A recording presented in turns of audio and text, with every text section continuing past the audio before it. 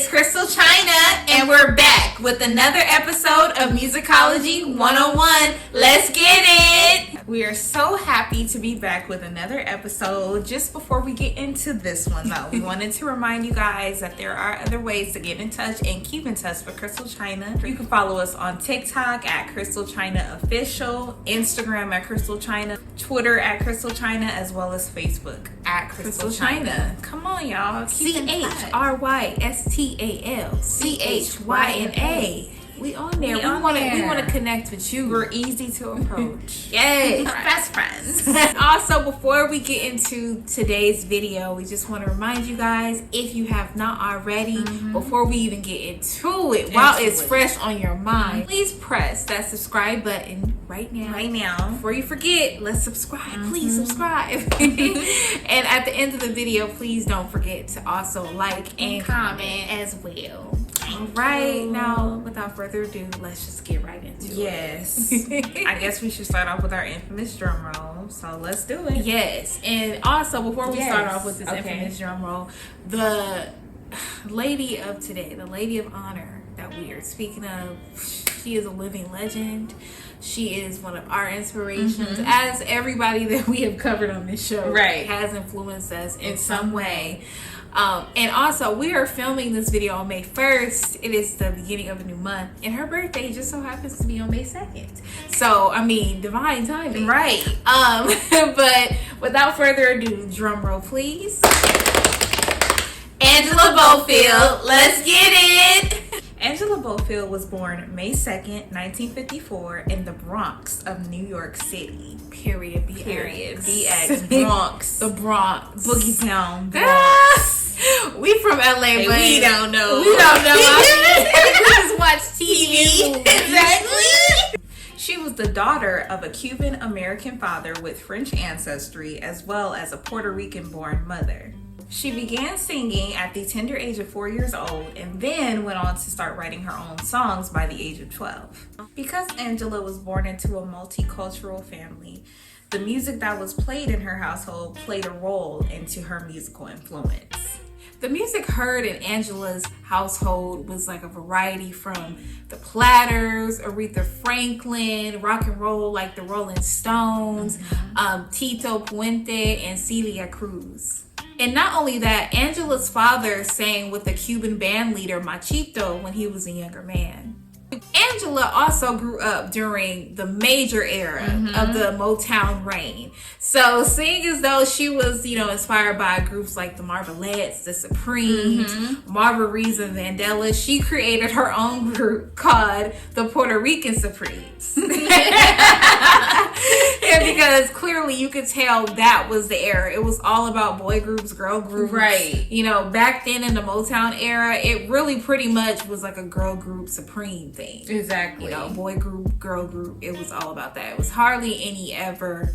I mean, there were solo acts, but for the most part, a lot of the acts were groups. Right. So that did influence a lot of Spanish, Latino, Black people. That was the influence back then. Everybody wanted to have their own Frankie Lyman situation and doo-wop in the 50s. Like, everybody wanted that. Right. And moving on to the 60s, everybody wanted a girl group. Everybody wanted to be in a boy group.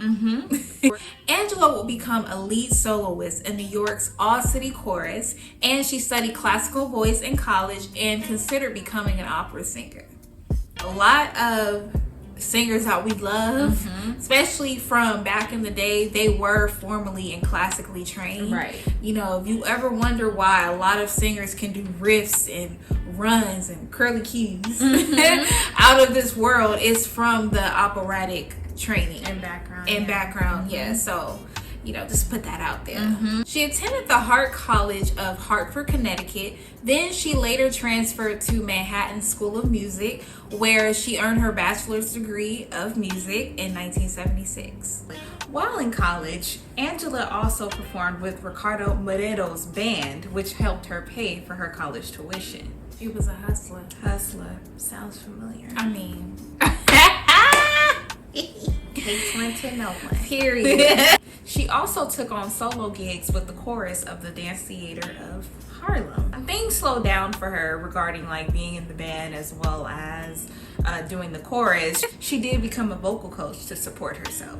However, things didn't stay slow forever, obviously, because Angela was back in the spotlight when she recorded My Friend with Morero's band, which resulted in her winning Latin Female Vocalist of the Year award from the Latin New York magazine. Angela was also granted the opportunity to perform at Madison Square Garden with legends like Benny Goodman and Stan Getz. How many singers, especially among Angela's peers at that time, could say they got to perform? First of all, at Madison Square Garden, which was a big deal then. Even then, that was a major deal. And with like Benny Goodman, like jazz, come on. This alone gave Angela the buzz from record labels who were competing to sign her. They saw her as this emerging talent. You know, she definitely had, first of all, gorgeous. And she can sing her tail off. And she was with legends such as Benny Goodman. You know, this young girl who could sing jazz standards and who could also sing like Spanish jazz, like that kind of stuff. So yeah, it was gonna happen. It was gonna already happen for her. Jazz flutist Dave Valentine, a friend of Angela's from high school, influenced her to sign with his GRP label, and in 1978, Angie's debut album, Angie, was released. This album spawned a hit with its single, This Time I'll Be Sweeter, written by Gwen Guthrie and Pat Grant. And yes, that Gwen Guthrie. Yes, we're gonna have to do a video on her. God don't like ugly. He's gonna make you pay for what you done to me. Oh, don't you see? God don't like ugly. Oh no, he's gonna make you pay for what you done to me. Oh. Yeah, I love that song. Yes. First of all, that song sounds very ahead of its time. Yeah. Like, it sounds like very neo-soul, late 90s. You know, it does. It sounds ahead of its time for that period. Miss Gwen needs her own musicology. But yeah, she wrote that song along with Pat Grant. The single reached number 23 on the Hot Soul Singles chart. And less than a year later, in 1979, Angela released her sophomore album, Angel of the Night, on October 10th. The album spawned 3 singles, What I Wouldn't Do for the Love of You, Angel of the Night, and a cover of People Make the World Go Round, which was actually released as a single in 2016. This album did even better than her debut album. It reached number 34 on the US Billboard 200 and number 10 on the US R&B chart. And before we go on, Angel of the Night from that album is definitely one of our favorite songs, one of our favorite childhood songs. Love that song. It just makes me feel like I should be like in a bourgeois, like in my Harlem apartment, like staying at home a night in, and I'm just like by myself. Humid, cool nights. A New York summer. She's an angel. She's a guardian of love. She's an angel. She's an angel of the night. I love that song. And then when she goes into Spanish,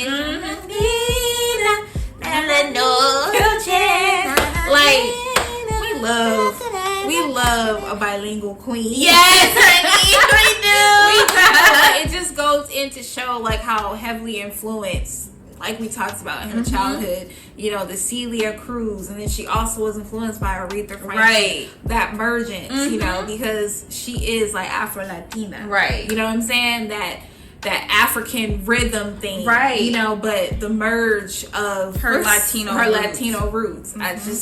I love amazing. We stand that. Yeah. And, a lot of, the thing too, back then, it was just either you're black or you're white. Or it wasn't a lot of representation back then. So I'm glad she always stood firm in her roots as Afro-Latina. She's Cuban. She's Puerto Rican. You know what I'm saying? Right. We needed to see that because we are black and we come in so many different shades. Exactly. And we come in so many different backgrounds. We're not just one. Right. So Thank you. Another hit from this album was I Try, which was written by Angela herself. From this success, Angela was selling out Avery Fisher Hall, which was part of the Newport Jazz Festival back in 1980. So, you know, these albums, or, you know, especially this album, really put that stamp into the trajectory of her career, which was great. Like, she was really setting the tone, and I am going to be this Afro-Latina jazz R&B singer. And it came out into her music because it's so, like Chyna was saying, it's so R&B influenced. And then, like, she also had the perfect market because she had her, I'm sure, of course, she had other races of fans, but she had her Latino and her Black fan base who really supported and really enjoyed her music because it was that merge of being, you know, being related. And her sound was just so original and beautiful because it wasn't her contemporaries were not necessarily doing the same thing because they didn't have the same background, right? Which made her stand out. Again, after being tied into all of this success, Clive Davis did express interest in Angie, which made sense because Arista did have a distribution deal with GRP. In 1980, Angie did go ahead and sign with Arista, and she immediately began working with Narada Michael Walden for her 1981 album, Something About You. This album, and like the rest of her albums on Arista, were being pushed so that she can be put into the more pop R&B girl mainstream.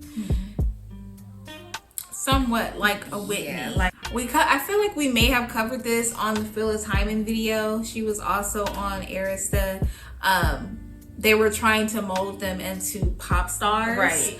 And you know, not too long after that, Whitney was introduced into the mix. So, like, you know, that was a lot of pressure as well because originally Whitney was the pop R&B girl, like the pop girl. So that is where they felt like the direction of music was going, and they were just trying to make sure that she could follow that path. But it's like that doesn't always work. That doesn't always work. The formula for one person is not going to work for the next. Yeah, and Angela, she's jazz, she's R&B, she's soul, like, you know what I'm saying? But yeah, that is the direction that Clive was trying to push for a lot of the artists, especially because they were beautiful women, right? So they could have fit the image. They could fit the image. It was just him trying to mold their sound into that, which could be problematic, right? Angela will go on to work with Narada on 2 more albums, which were Too Tough and Teaser, which were both released in 1983. Teaser did not get the same momentum as Too Tough, but it did pull out a hit with the song I'm on Your Side, which became a top 20 hit. While on Arista, Angie released 2 more projects, one with the help of The System. Yes, don't disturb this groove, The System, which was called Let Me Be the One, released in 1984. And then she worked with the George Duke on the album Tell Me Tomorrow, which was released actually on September 26, 1985, about 11 years before your girls were born. September 26 is our birthday, you know, just for future reference. But that's a special day. Following her last release while on Arista, she did go on to sign with Capitol Records, the house that Nat built. Angela released her 8th studio album, Intuition, which was produced by Norman Connors. This is, I think it's the second time he's been mentioned in our video. I think he was mentioned in Phyllis Hyman video, of course. But it was produced by Norman Connors and it was released in 1988. The album peaked at number 38 on the Billboard 200 and stayed on the charts for 20 weeks. That's actually really impressive. That is. You know, especially like R&B. It's just R&B has always been this genre that they prefer when others sing it. Right. So when our own is singing it, it's really impressive for us to even stay on that long. Right. The album also reached number 50 on Billboard's Top Black Album chart. The single from this album, I Just Wanna Stop, which was a Gino Vanelli cover, reached number 11 on the R&B chart. And around this time, you know, Angela's priorities were changing Right. and shifting. She was a wife and a new mom, so her focus became her family. So, you know, music, yeah, she still had a love for music, but as far as trying to pursue it and maintain a deal and do all of that, because that is a lot that comes with that, you know, that is something that she kind of was, you know, becoming a bit more relaxed too. Right. It wasn't like, oh, I have to be signed, I have to have a deal. Her focus was on her husband and her child. Angie released 2 more albums, I Wanna Love Somebody in 1993 on Jive, and Love in Slow Motion in 1996 on the ChrystalChy label. Around this time in the 90s, Angela did start to keep settling down with her life, and she chose the vegan lifestyle and then went to settle on in Northern California. However, though she was focused on her new healthy lifestyle, she still extended herself with vocals for Diana Ross, Kirk Whalum, as well as Norman Connors. Angie still tried to keep an active performing life as she was performing at jazz festivals and touring in Europe and Asia, while also doing plays. Those plays were God Don't Like Ugly, as well as What a Man Wants, What a Man Needs.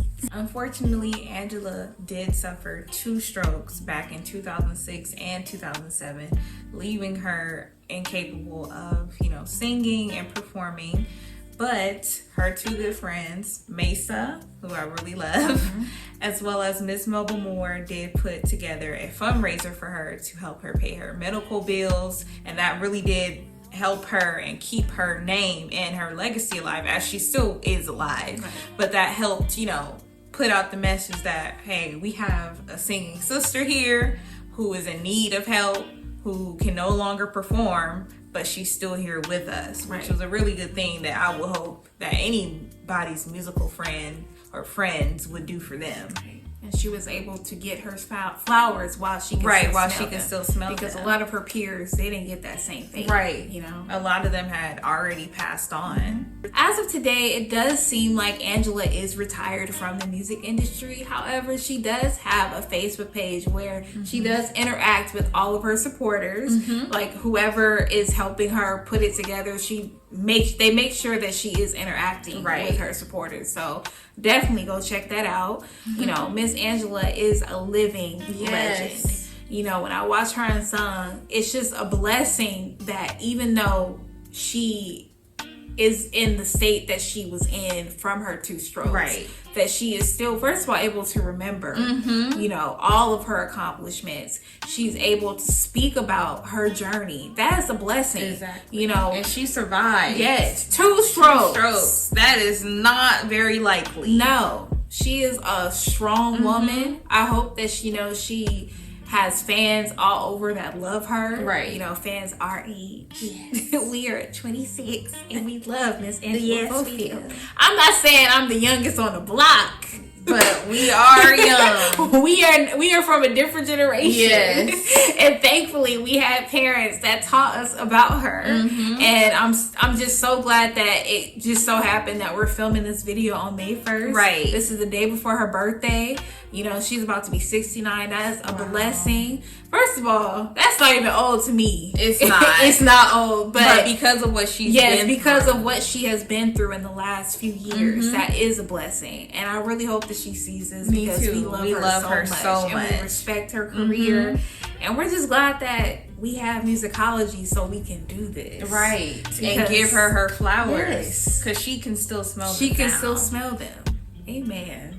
Thank you so much, Miss Angela, for all that you've done for music and for Black girls, Afro-Latino chicks, you know, alike. And just thank you so much. Thank you. We love you. And that was our Musicology. Please, again, at the end, please just like, comment, and subscribe. We hope you guys like this one. We had a good time. Yeah, we had a lot of fun doing this one. You know, this was amazing. This is why we do what we do. It keeps a smile on our face. Yes, exactly. Let us know in the comments who you guys would like to see us do an episode on. And please express your love for Miss Angela in the comments. We love her. We want to make sure she sees all of this. Yes. And just thank you guys so much for staying with us and tuning in. We love you guys. Until next time. Bye.